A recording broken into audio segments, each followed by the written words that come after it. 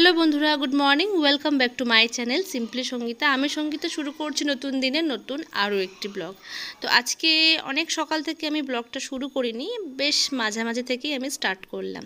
অনেকগুলো কিন্তু সকাল থেকে কাজও হয়ে গেছে, যেমন ঘুম থেকে উঠে ফ্রেশ হয়ে মেয়েকে ফ্রেশ করে ওকে খাইয়ে টাইয়ে দিয়ে আমরাও জলখাবার খেয়ে টেয়ে নিয়ে একেবারে মেয়েকে স্নান টান করিয়ে মাসিয়াদের বাড়িতে চলে গেছে খেলা করতে। তারপরে আমি আমার কাজ নিয়ে বসেছি। তার মধ্যে কিন্তু আমার যাবতীয় আর কি টুকিটাকি কাজ সেগুলোও হয়ে গেছে, জামা কাপড় কাচা মেলা সবটাই হয়ে গেছে। আর এখন আমি কি করলাম, চলে গেলাম একটু ঠাকুর ঘরে গিয়ে ঠাকুরের কিছু বাসন আমি বার করে নিয়ে এসেছি ছাদে। নিয়ে এসে এগুলোকে ভালো করে ধুয়ে আমি একটু জল ঝরিয়ে রাখবো, কারণ কালকে হচ্ছে বুদ্ধ পূর্ণিমা। তো তাই ভাবছি কালকে বাড়িতে একটু সত্যনারায়ণ পুজো দেব। তো তাই এই এত আয়োজন। আর সত্যনারায়ণ পুজো করি বা যে কোনো বাড়িতে পুজো করি না কেন, যাই করি না কেন, একা হাতে করতে হয়। তো তাই আগের দিন থেকে যদি আমি শুরু না করি কোনো কাজ, তাহলে কিন্তু বড্ড বেশি চাপ পড়ে যাবে দিনের দিন, আর একা হাতে করতে গিয়ে আমি নাস্তানাবোধ হয়ে যাব। তো তাই কি করলাম, আগে আমি ঠাকুরের বাসনগুলো নিয়ে বসলাম। এতে কি হবে, 50% কাজ কিন্তু আমার এগিয়ে থাকবে। মানে দিনের দিন আর বাসন বার করে মেজে ধুয়ে তারপরে ফল টল কেটে পুজো দেওয়া মানে বুঝতেই পারছো কতটা ঝক্কির কাজ। তার মধ্যে রয়েছে আজকে আর কি ও আর বাবা দুজন মিলে যাবে হচ্ছে দশকর্মার জিনিসপত্র আর ফল টল সব কিছু কিনে আনবে। কারণ সত্যনারায়ণ পুজো দিতে গেলে কিন্তু এগুলো তো আগেই মাস্ট কিনে আনতে হবে। তো আগে থেকে যদি সেরে না রাখা হয় তাহলে দিনে দিন বড্ড বেশি চাপ পড়ে যায়। তো তাই আজকে মানে এবারে পুজোতে আমি নিজে গিয়ে কিনতে পারলাম না। গত বছরে যেরকম আমি নিজে গিয়ে দশকর্মা জিনিস টিনিস সব কিছু আমি আয়োজন করেছিলাম, নিজে আর কি নিজের হাতে আর কি কেনাকাটা করেছিলাম, এবারে সুযোগ সুবিধা হয়নি। তো তাই ওরা গিয়ে কিনে টিনে নিয়ে এসেছে, দেখাবো একটু পরে। ঠাকুরঘরে যখন যাব এই বাসনগুলো মেলে দিয়ে আসবো তখন দেখাবো। তার মধ্যে এর মধ্যে একটা দেখালাম যে বড় একটা গামলা আমি মাজছিলাম। ওটা হচ্ছে অনেক পুরনো একটা গামলা, মানে আমার শাশুড়িরও আরও আর কি পুরনো আমলের আর কি বিখ্যাত একটা গামলা বলতে পারো। মানে বেশ মানে 150 বছর কি তারও বেশি হবে একটা পুরনো গামলা, এই যে এটা। তো এর মধ্যেই আমি সিন্নি মাখবো। তো তাই এটাকেও আমি ভালো করে ধুয়ে নিলাম। বেশ শক্তপোক্ত আর ভারী, কিন্তু একদমই কিন্তু হালকা পলকা নয়। তো এগুলোকেও ধুয়ে টুয়ে আমি এই ঠাকুর ঘরে রেখে দিলাম। জল ঝরিয়ে নিয়ে এসেছিলাম, তারপর ঠাকুর ঘরে আমি মেরে দিলাম, তাতে কি হবে, শুকিয়ে যাবে। আর এদিকে আমি বললামই যে পরীর বাবা আর বাবা মিলে দশকর্মা আর ফল টলগুলো কিনে নিয়ে এসেছে, সেগুলোকেও আমি একটু গুছিয়ে নিচ্ছি। যেমন হচ্ছে এখানে নারায়ণের জন্য ধুতি গামছা আর ফলমূল যেগুলো রয়েছে সেগুলোকে আমি ভালো করে ধুয়ে নেব, ওগুলোকেও জল ঝরিয়ে রাখতে হবে। তারপরে দশকর্মার জিনিস টিনিস নিয়ে আমি বসবো, কি কি আনা হয়েছে বা আমি একটু লিস্টটা মিলিয়ে নেব। তো এই করতে করতেই সারা দিনটা কেটে গেছে। তার মধ্যে মাঝখানে নিজে স্নান টান সেরে মেয়েকে খাইটাই দিয়ে ঘুমটুম পাড়িয়ে আবার চলে এলাম সন্ধেবেলায়, একটু ভালো করে ঠাকুর ঘরটাকে পরিষ্কার করলাম। করে ঠাকুরের সিংহাসনের ভেতরেও খুব ভালো একটা ফ্রেশ আর কি কি বলবো একটা কাপড় পেতে দিলাম, একটু ঘরটা ভালো করে ঝেড়ে টুড়ে নিয়ে পরিষ্কার করলাম। দিয়ে এবারে আমি আজকে রাত্রেই মানে কালকে সকালে হচ্ছে আমি সত্যনারায়ণ পুজো দেবো বাড়িতে, সন্ধ্যাবেলায় দেবো না, সকালে দেবো। স্নান টান করে একদম মানে সকাল সকাল মানে পুজোটা হয়ে গেলে কিন্তু একটা নিশ্চিন্ত। আর তাই কি করলাম, সন্ধেবেলায় আমি কি করেছি, এখানে ভুজিটা তারপরে হচ্ছে সিন্নির জন্য কি কি লাগবে সেই সমস্ত কিছু আমি আয়োজন করে রাখছি। মানে যাতে কিনা কালকে আর এটা কোথায় ওটা কোথায়, এটা কোথায় রাখলাম ওটা কোথায় রাখলাম এরকম যেন না হয়, তাই একটু গুছিয়ে গুছিয়ে রাখছি। যজ্ঞতে কি কি লাগবে সেগুলোকেও আমি রেডি করে রাখলাম। তারপরে ঠাকুর ঘরে যখন সব কিছু গোছাগুছি হয়ে গেছে, সন্ধেবেলা একটু রেডি হয়ে পরীকে নিয়ে একটু বেরোবো, একটু ঘুরিয়ে আনবো। বড্ড গরম পড়েছে, বেচারা ছোট মানুষ ঘরে থেকে থেকে বড্ড বোর হয়ে যায়। তো তাই ভাবলাম যে ওকে একটু গাড়িতে করে ঘুরিয়ে আনবো, একটু বাইরের হাওয়াটা লাগবে ওর গায়ে, ভালো লাগবে, ছোট মানুষ তো। দিয়ে ওকে ঘুরিয়ে টুরিয়ে নিয়ে এসে আবারও আমি একটু ঠাকুর ঘরে যাব। আর কি কি বাকি রইল বা কী সাজানো রয়েছে সেইগুলোকেও আমি গুছিয়ে নেব। একা হাতে যদি পুজো করি না, বড্ড বেশি চাপ থাকে বা দায়িত্ব থাকে যে কোথায় কী লাগবে না লাগবে, কোনটা কি ভুলে না যায় বা হারিয়ে না যায়, এরকম আর কি। তো বড্ড বেশি আর কি মাথার মধ্যে ঘুরপাক হতে থাকে এবং একটু চাপও থাকে। তো চলো আজকের দিনটা এইভাবেই গেল, সারা দিনটা। কালকে সকাল থেকে শুরু করব আবার নতুন একটা ব্লগ, দেখতে থাকো, সঙ্গে থাকো।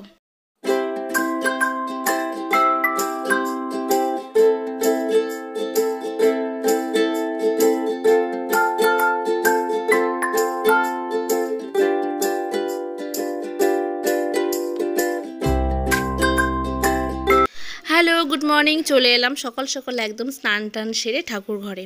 তো প্রথমেই আমি এখানে বসে পড়লাম সিন্নির জন্য আয়োজন করতে বসে পড়লাম, কারণ গতকাল রাত্রে আমি 70% কাজ আগিয়েই রেখেছিলাম।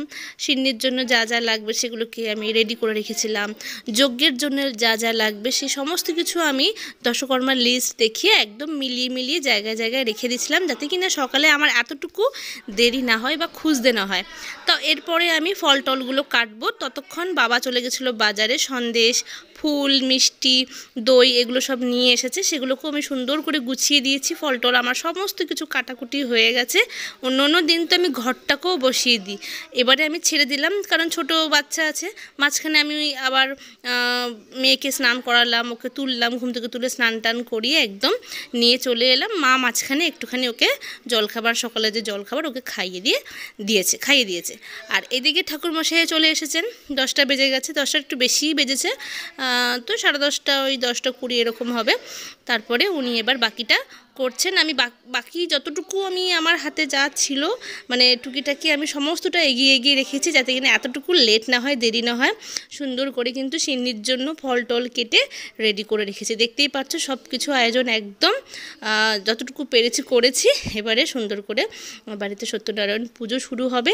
তোমরা কিন্তু পুরোটা দেখো, খুব ভালো লাগবে। আমাদের তো ভীষণ ভালো লেগেছে। আজকের দিনটা আমাদের কাছে খুবই স্পেশাল একটা দিন। বাড়িতে যজ্ঞ করে সত্যনারায়ণ পুজো দিচ্ছি, এটা একটা খুব বড় একটা কাজ কিন্তু।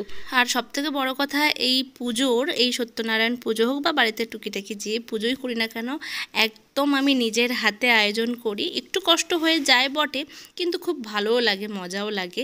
নিজের হাতে একটা পুজো করাও কিন্তু একটা বড় ব্যাপার, তাই না?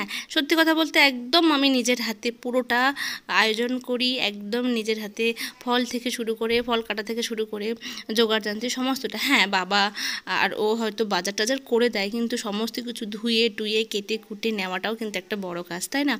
আর ভীষণ ভালো লাগে যখন পুজো শুরু হয়, তখন কিন্তু খুব ভালো লাগে। আর বাড়িতে এই সবার মঙ্গলের জন্য সত্যনারায়ণ পুজো করাটাও একটা বড় ব্যাপার, কারণ কোনো পুজো করব বললেই কিন্তু করা যায় না, বা কোনো মন্দিরে পুজো দিতে যাব বললেই কিন্তু যাওয়া যায় না, যতক্ষণ না ভগবান না চায় বা নিজের মন থেকে যতটা না আর কি না আসে আর কি ভক্তি, শ্রদ্ধা এবং বিশ্বাস যতক্ষণ না আসে, ততক্ষণ কিন্তু বাড়িতে একটা যজ্ঞ দিয়ে পুজো করা বা কোনো মন্দিরে গিয়ে শান্তিপূর্ণ পুজো করাটাও কিন্তু পসিবল হয়ে ওঠে না, যতক্ষণ না আমাদের ভগবান না চান, তাই না?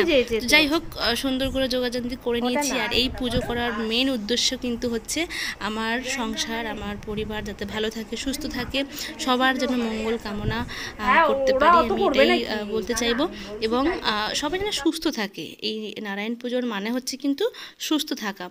আর আমার গুরুদেবের আশীর্বাদ যেন আমার পরিবার, আমার সংসার, সবার মাথার উপর যেন হাত থাকে, সবাই যেন সুস্থ থাকে, ভালো থাকে, এবং প্রত্যেকের মনস্কামনা যেন পূর্ণ হয়, এই মানে মনস্কামনা রেখেই আজকের এই পুজো।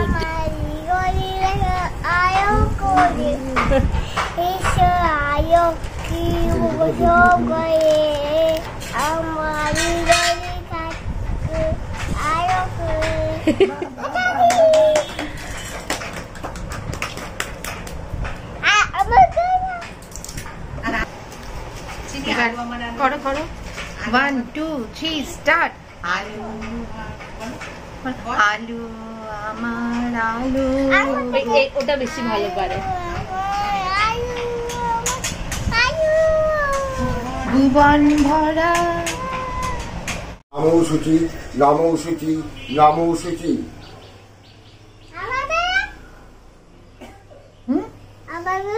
আবার করবে নমো শুচি, নমো শুচি, নমো শুচি। বলো, তুমি বলো, নমো শুচি, নমো শুচি, নমো শুচি। দেহ শুদ্ধ হলো। ওং সিং, ওং সিং, ওং সিং, ওং সিং, ওং সিং, সিং। সৌভাগ্যবর্ধন শ্রী শ্রী সত্যনারায়ণ পূজা কর্মণি। ওং ঋদ্ধিং ভাবন্তু পূর্বন্তং, ঋদ্ধিং ভাবন্তু পূর্বন্তং, ঋদ্ধিং ভাবন্তু পূর্বন্তু। ওং ঋদ্ধতাম, ওং ঋদ্ধতাম, ওং ঋদ্ধতাম। ওং সোমং রাজনং ব্রহ্মাগ্নি বাগ্মা আদিত্য বিষ্ণু সূর্য ব্রহ্মণার্য বৃহস্পতি।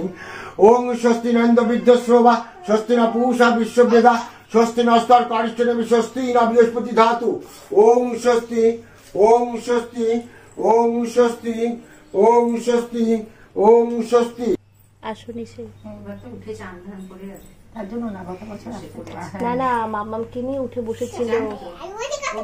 প্রীতি লাভার্থং স্কন্ধ পুরাণীয় রেবাক খণ্ড সত্যদেব যথা বিধি পূজং তৎকথা সর্বমহং করিষ্যামি। ওং নমঃ সত্যনারায়ণায় নমঃ ওং নমঃ সত্যনারায়ণায় নমঃ ওং নমঃ সত্যনারায়ণায় নমঃ।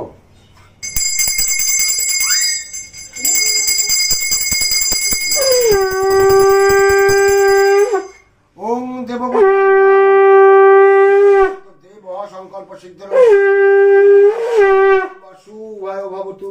ওং করিল ধারণ জন্মার্জিত পূর্ণ ফলে দেখিল ব্রাহ্মণ ইন্দ্র আদি দেবগণে ধ্যানে নাই পায় সে পথ দেখিল দ্বিজ অমনি হেলায় শঙ্খ চক্র গদা। সত্যনারায়ণ সদাগর দুইজন শ্বশুর জামাই বিনা দোষে বন্দি আছে তোমারে জানাই।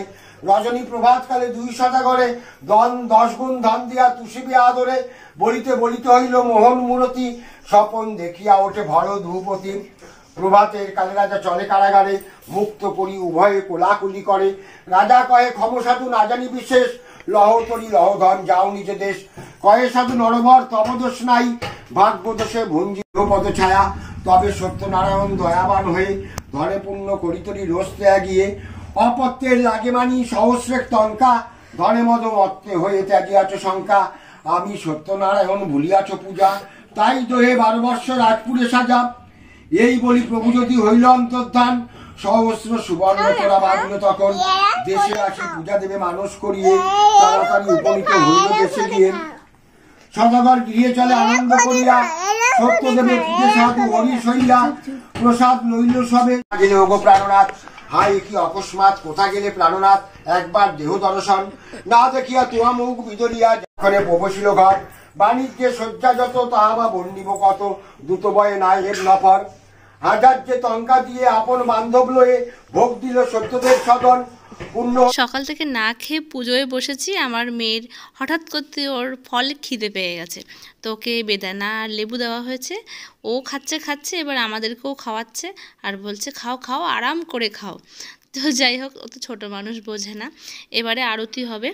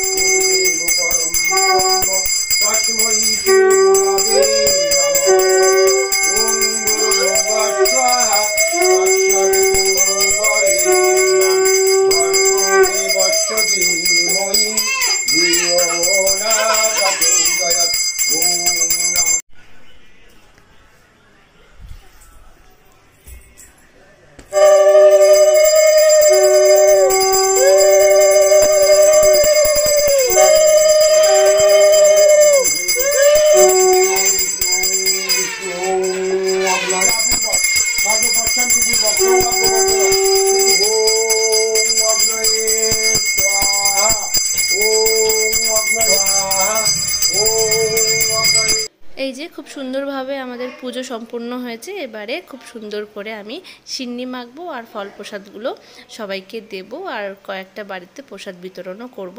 তো চলো, এই যে আমার সিন্নি খুব সুন্দর করে এবার আচ্ছা করে জমিয়ে মাখবো।